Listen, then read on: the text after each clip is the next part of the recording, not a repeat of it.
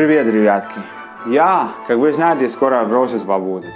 Рождество. Я знаю, что в России это на самом деле нет, у вас попозже будет и просто разные. Так что я сегодня хотел вам рассказать про Рождество. Так что поехали!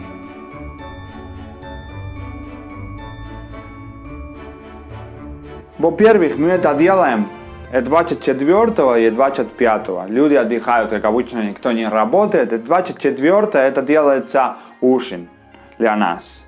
И 25 обед. Так что это типа праздник.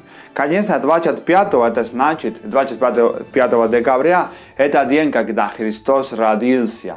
Вот это важно. И я хотел объяснить, что здесь Рождество это типичный праздник, проводить время с семьей. Как будь дома, никуда не идти. И для нас, как более идти на улицу, в вечеринку, пить и так далее, это Новый год. Вот так для нас. Я знаю, что в России намного просто разный, потому что у вас как самый большой это Новый год. Но у нас есть вот это. Во-первых, Рождество и потом Новый год. Во-вторых, мы, конечно, поставим елку, как вы в России. Это одинаково. Мы поставим елку и потом делаем штуку, которая смешная. Вот я объясню.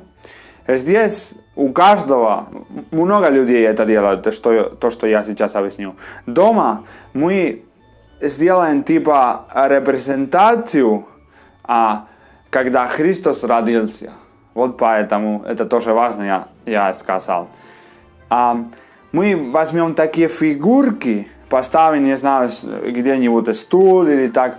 Мы там поставим фигурки, как животные, корова, маленькая фигурка такая Христос, когда Он родился. И это называется на испанском Белén, el portal de Belén.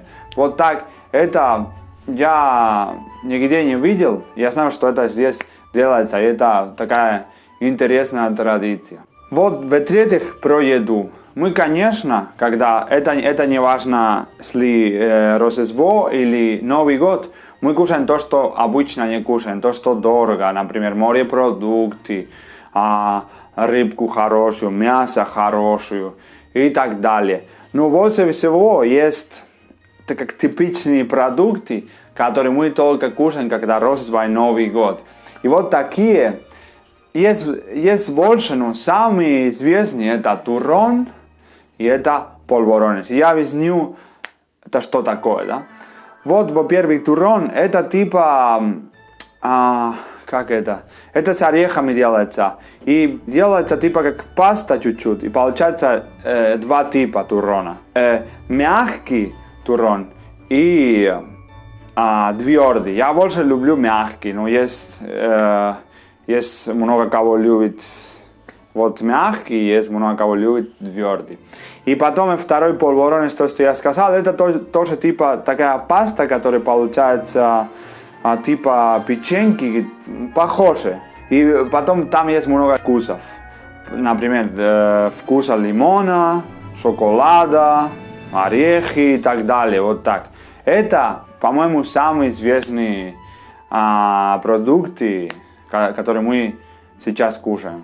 А в-четвертых, конечно, на улице есть такие звери, так как у вас в России. Тоже на улице елка. И у нас тоже ярмарки. Как обычно, там продается то, что типичные продукты, как здесь, например, отсюда будут такие продукты.